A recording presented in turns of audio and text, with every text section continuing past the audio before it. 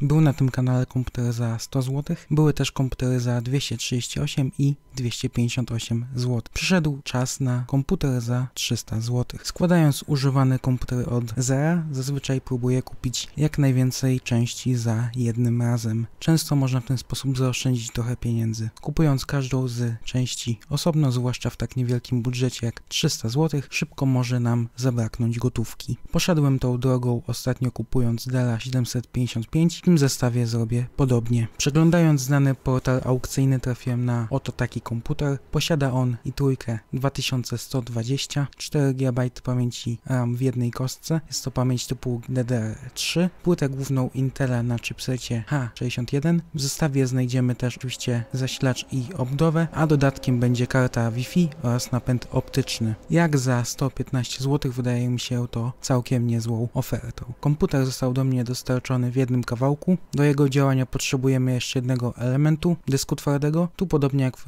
poprzednich zestawach musimy oszczędzać. Za około 9 zł możemy kupić już najtańsze dyski twarde. W poprzednim zestawie był to 250 GB dysk firmy WD. Tym razem mamy bliźniaczy dysk, tyle że ten ma pojemność 320 GB. Wkładamy więc dysk do komputera i przechodzimy do instalacji systemu. Tu czekał mnie jeden z kilku problemów. Było kilka momentów podczas tworzenia tego filmu, w których myślałem, czy jest sens kontynuować tą zabawę z tym komputerem, ale przejdźmy do rzeczy. Komputer podczas instalacji wyrzucał blue screeny, sprawdzałem dysk, pamięć, wszystko wydaje się być sprawne. Odłączyłem więc wszystko co zbędne. Winowajcą okazała się karta Wi-Fi na złącze PCI. Po wyjęciu problem ustąpił. Co ciekawe, ta sama karta w poprzednim komputerze. Włożyłem ją, żeby sprawdzić, czy działa. Działa bez problemu, nie wywołuje żadnych błędów. Po instalacji czekała mnie mała niespodzianka. Zamiast i3 2120 okazało się, że komputer ma i3 3225. Nie jest to może kolosalna zmiana, procesory są dość podobne. Największą różnicą jest zdecydowanie lepsza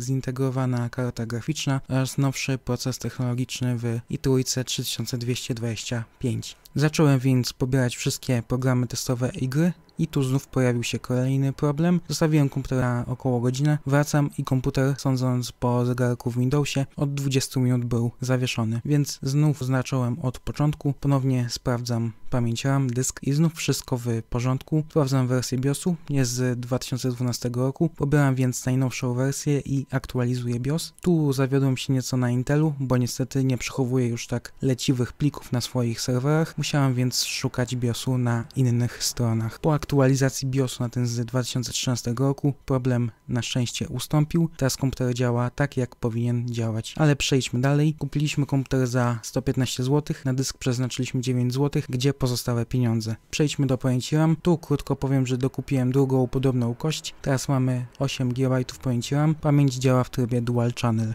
Zostaje nam jeszcze prawie połowa budżetu. Z uwagi na obecnie panującą sytuację z kartami graficznymi wiedziałem, że nie mogę tu sobie pozwolić na wiele, więc użyłem kartę, którą widzowie poprzednich filmów już znają. Jest to GTX 650 Ti od MSI. W poprzednich filmach karta nie mogła się wykazać, być może w tej maszynie będzie jej to dane. Karta została podkręcona o 110 MHz na rdzeniu i 220 MHz na pamięciach. Aby przy tych ustawieniach karta była stabilna, musiałem zwiększyć napięcie o 50 mV.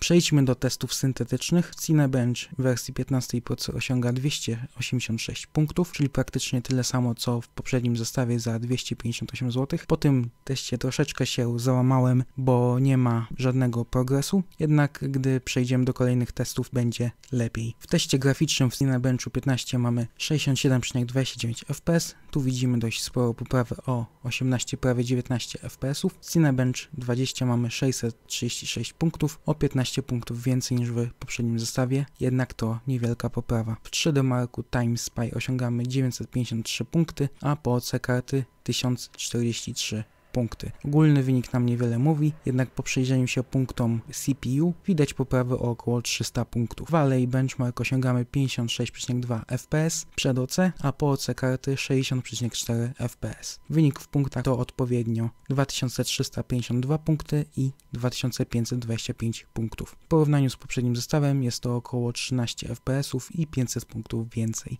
Większość testów nam nie powiedziała za dużo, procesor pomimo 5 lat różnicy mają bardzo podobne wyniki, jednak w bardziej realnych zastosowaniach jest zdecydowanie lepiej. Przejdźmy do gier. Wszystkie gry testowane były w 1080p. W wszystkich testach karta była podkręcona. Crysis ustawienia średnie, gra działa płynnie, średnio mamy 60,5 fps, czyli około 16 fps więcej niż w poprzednim zestawie. Nowy procesor poprawił też wartości minimalne oraz wartości 0,1% low. Portal 2 ustawienia wysokie, najwyższe jakie da się ustawić. W tej grze średnio mamy 154,8 fps. Nie ma na co narzekać, jeśli chodzi o płynność. Trochę niepokoją wartości 0,1% low, jednak myślę, że zablokowanie ilości klatek na sekundę rozwiązałoby ten problem. Wiedźmin 2 ustawienia niskie. Tu względem poprzedniego zestawu się zmieniło niewiele. Ilości FPS są praktycznie identyczne na obu zestawach, jednak nie ma nic w tym złego. Gra jest płynna, a wartości 0,1% low są na dobrym poziomie. Średnio w tej grze mamy 57,3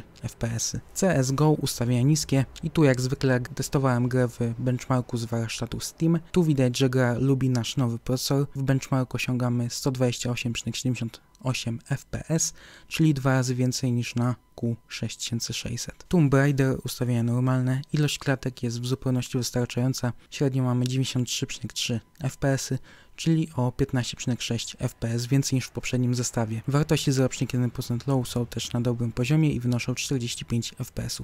The Sims 4 testowane było na ustawieniach ultra, średnie fps są na poziomie 84,6 fps, niewiele, ale jednak więcej niż na poprzednim zestawie. Niepokojące są jednak wartości 0,1% low, choć w tej grze nie jest to tak odczuwalne i myślę, że zablokowanie FPS na przykład 60 rozwiązałoby ten problem. Kolejną grą jest GTA 5, tu mamy dość spory przyrost FPS-ów, średnio mamy ponad 60 klatek na sekundę, a dokładnie 72,9 FPS. Jest to całkiem niezły wynik, w poprzednim zestawie było to średnio 49,7 fps. Wiadomo, nie jest to najnowsza gra, testowałem ją na ustawieniach średnich. I tu nowa gra w zestawieniu, Wiedźmin 3. Jako że nasz zestaw nie spełnia nawet minimalnych wymagań sprzętowych, testowałem ją na ustawieniach niskich. Gra może nie jest najpłynniejsza, jednak według mnie da się grać. Nadmienić jednak muszę, że grę testowałem w dość mało wymagających początkowych lokacjach gry. W większych miastach może być nieco gorzej. Średnio mamy 29,8 fps, minimalnie 25,3